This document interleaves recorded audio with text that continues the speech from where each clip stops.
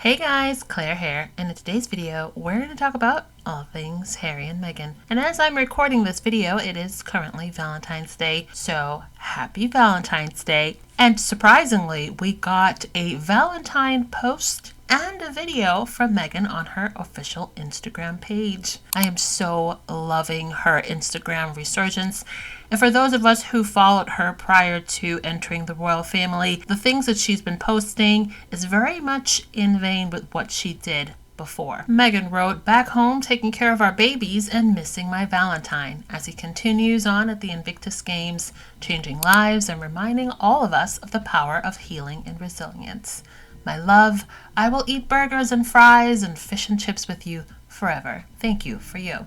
Hashtag love wins." She also posted a video of her and Princess Lilibet and Prince Archie creating little strawberry bagel cream cheese delights with a Valentine's Day twist. And I love this for her happy homemaker era. Yes, girl. And the thing is, after I was done taking it all in and smiling, I could not help but think of that royal correspondent that was just absolutely incensed by Harry and Meghan, a husband and wife, referring to each other as husband and wife. I know she's somewhere in the studio screaming and having a little meltdown because Harry and Meghan are unapologetically lovable with each other. Stay mad. And she very carefully called Harry my husband, which they always do in public. It drives me mad. They call each other my husband and my wife. My wife, my wife, my wife, my wife, my wife, my wife, my wife, my wife and I, my wife and I, my wife and I, my wife and I, my wife and I, my wife and I, me and my wife, me and my wife, me and my wife. I'm so proud of my wife, my incredible wife, an amazing wife. I knew I had found a soulmate in my wife. Thank you, my love. The girl of my dreams, mother to my children, the love of my life. Carefully called Harry my husband, which they always do in public. It drives me mad. They call each other. Can someone find out for me what she calls her husband? That's if she's married. And if she is married, can someone please tell me how she refers to this person that she's married to? Because I know I refer to mine as my husband. Actually, I don't refer to him as my husband. I refer to him as my hubby. Okay? And I watched a married counseling whatever show one time, and they said they advise us women to call our husbands or all us wives or whatever, or husbands to call their wives all the sweet names in the world. Okay? So I don't even call mine my hubby, my husband. I call him my hubby. Can somebody find out for me? Because I'm not going to search her, because I'm not going to give her that credit to be searching her on the net. But if somebody knows if she's married, please let me know what she calls her other person. Thank you. Carefully called Harry my husband, which they always do in public. It drives me mad. They call each other. Oh, the horror. The absolute horror. It's almost as though they enjoy being married.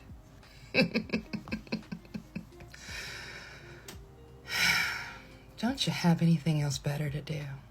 With all the posts of Harry and Meghan living their best lives and being lovey-dovey with each other, I couldn't help but think, wait a minute. Why haven't I heard the rantings of Angela Levin on GB News about Harry and Meghan, about Meghan's Instagram? And then I saw a screenshot of a post that Angela put up on X saying that she has not been paid by GB News for 4 months. How unfortunate. So I guess we won't be seeing Angie on GB News. And how does that saying go? You never win when you play dirty. And while we're on the topic of love and relationships and Harry and Meghan's relationship, I have noticed that a lot of ladies using Prince Harry as the blueprint for their relationships, or what they look for, or what they will tolerate. A lot of them saying Prince Harry has made a tremendous amount of sacrifice, and he defends his wife, and he does so steadfastly, unapologetically. And I respect that. And if Harry can make those sacrifices and be such a staunch defender of his wife and a protector of his wife, you can answer the phones. You can return a text. You can open the car door. That's the bare minimum. And you know what? I'm loving that. I'm loving that Prince Harry is the blueprint for what women should expect. What do you guys think? If you choose to date a man, you better make sure that he likes you more than he likes other men. You better make sure that your opinion of him is more important to him than the opinions of other men. And he had a few issues which were based not on reality. And I was defending my wife, and he was coming for my wife. She wasn't there at the time, but through the things that he was saying. Just in case anyone's confused, this is real masculinity. Name a man who had more to lose than Prince Harry for standing up for Meghan Markle. It was so important for him to not only stand up against misogyny, racism, bigotry, to stand up to anyone disrespecting his girl, even the people that he loved the most, his literal family. When a man doesn't back down and defends you, when it could potentially cost him literally everything, that's not only a real man, that's the only man worth your time. What are we doing here? If your pain isn't his pain, you need to cut it. Now, of course, the Invictus Games is currently ongoing, and I've been having a blast watching all of the races, watching all the photos and videos on various social media platforms that the Invictus Games is on. I follow them on X, on TikTok, on YouTube.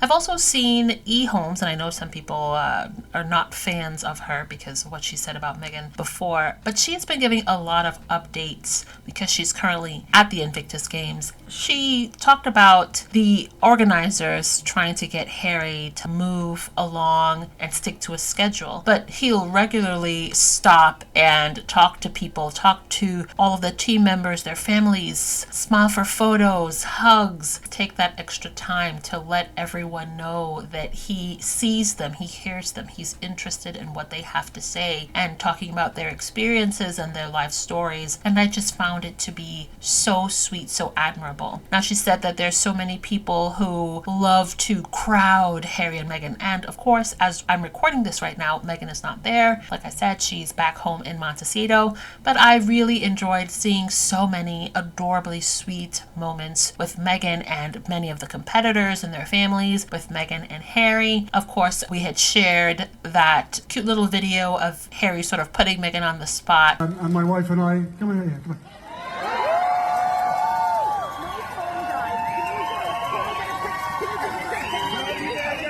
Now she's gonna sing.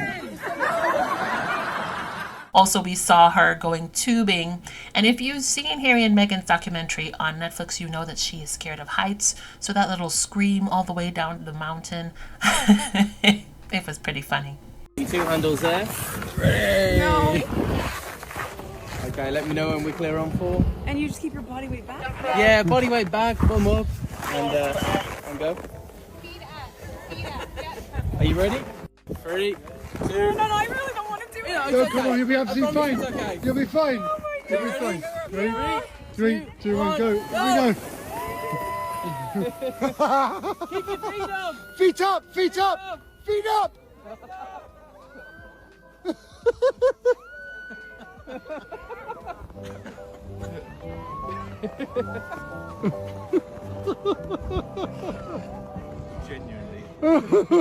So like I've said, there have been so many light-hearted, joyful moments, but there's also been so many moments and stories that have been legitimately heartbreaking, inspiring, emotionally stirring, and I wanted to share a few of those with you guys. Through all the injuries that he received, he was pronounced dead 3 times. He had 2 strokes, completely paralyzed, traumatic brain injury, a cardio arrest for 11 minutes to return him back to life. At the 40 days, they asked me to disconnect him because he's brain dead, and I said no. And we endorsed this remarkable miracle journey. My name is Claudia Avila. I'm the wife and caregiver of Captain Luis Avila. He is an inspiration for me because he has not allowed his disability to define him. Some of the challenges that my husband has, he has hearing issues, he's visually impaired, he's almost completely paralyzed. It's already a challenge for us, but we don't see the challenge. We only see the beauty of the things we are going to accomplish that day, and we take it. It's magical. It's priceless. Unforgettable. It gives me goosebumps. Seeing all of them inspire all of us.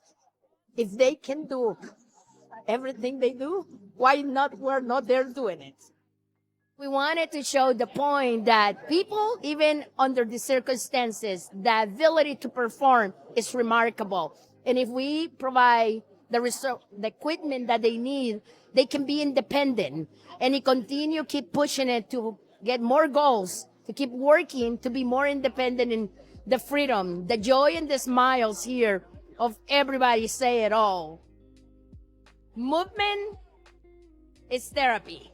Therapy is independence. Independence is freedom. Just to recover and conquer, to try to do that every day is what it really make it to be any day a great day. Like he always remind me, any day above ground is a great day.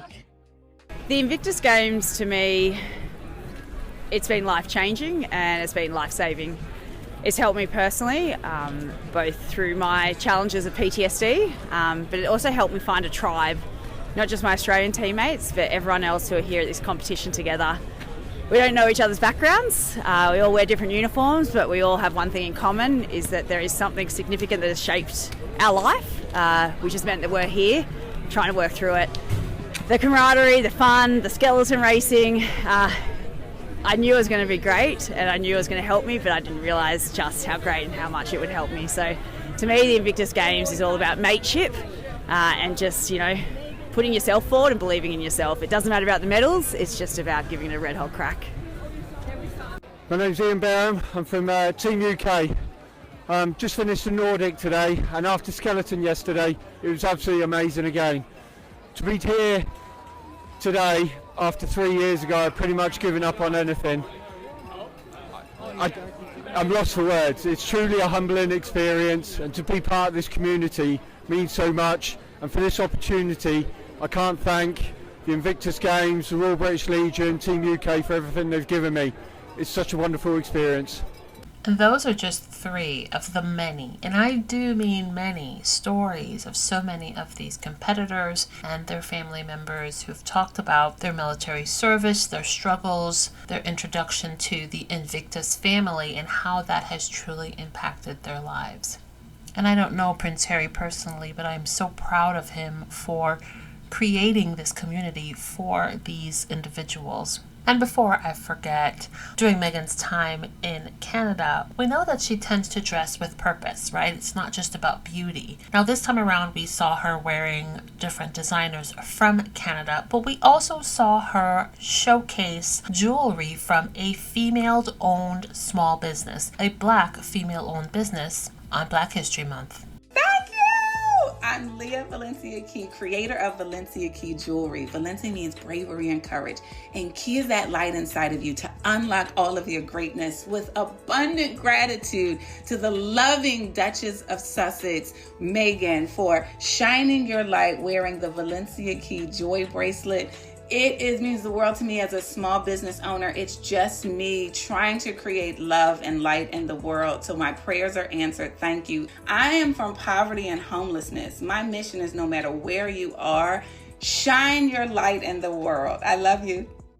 I was thinking about Invictus. I was watching some other clips and I seen the clip with Meghan going down the snow slopes in the inner tube. And Harry's just like, just go for it. Just go for it. She's like, oh my God.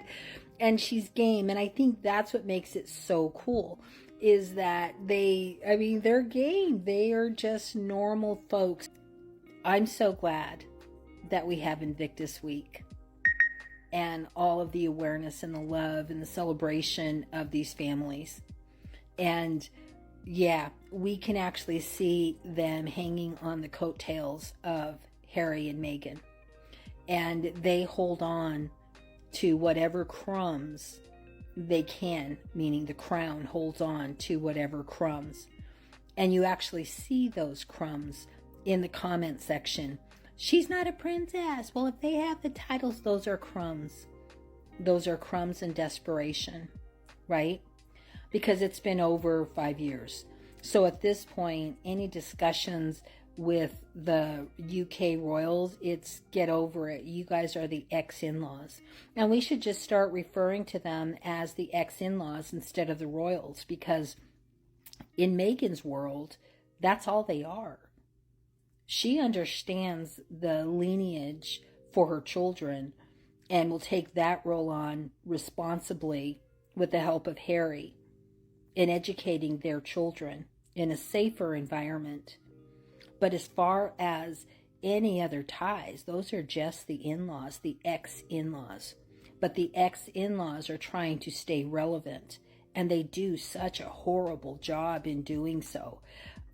There was a video and a clip with the transcript with Kate and her soft launch at a prison, the women's prison with children, right? It doesn't get safer than that, right? She has no one to compete with. That bar is so low.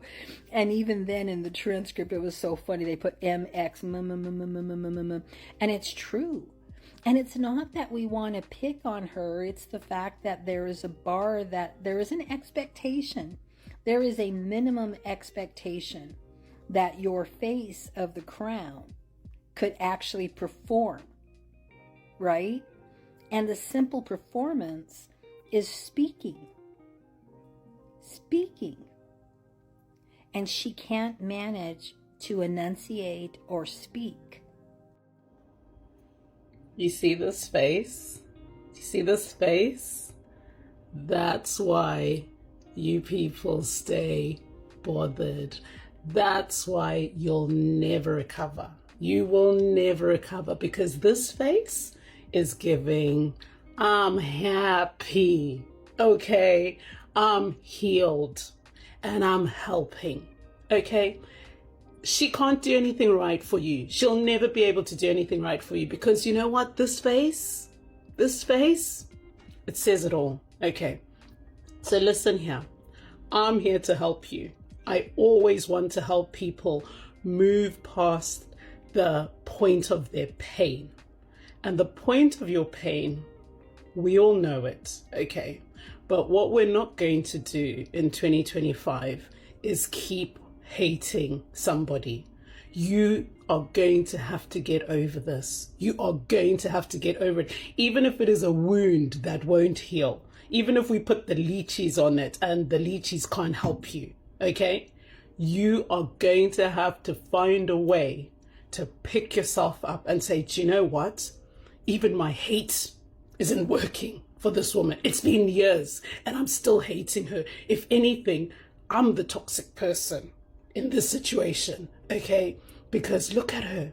She's thriving. She's absolutely thriving. And I don't know if it is the fact that, well, it's obviously got to do with the prince, the like real life blue-blooded prince who abandoned the kingdom and ran off into the sunny sunsets of Montecito.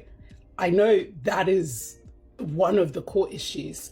Then there's the jealousy. And then there's the real issue, which, do you know what? I wish there was one honest one out of you who could just come out and say it. Come out and say it loud and put your back in it, because we know what the real issue is. It's you guys who pretend and say things like, oh, she's fake, she's tone deaf, she's this, just leave her alone. Leave her alone. Let us, the supporters who love her, support her in peace. We are sick of your people's noise where you're just saying the same old stuff and it's not working. It's not working. You're actually wasting your time. Leave her alone. This woman, the fact that she's done something nice for somebody and you're still hating.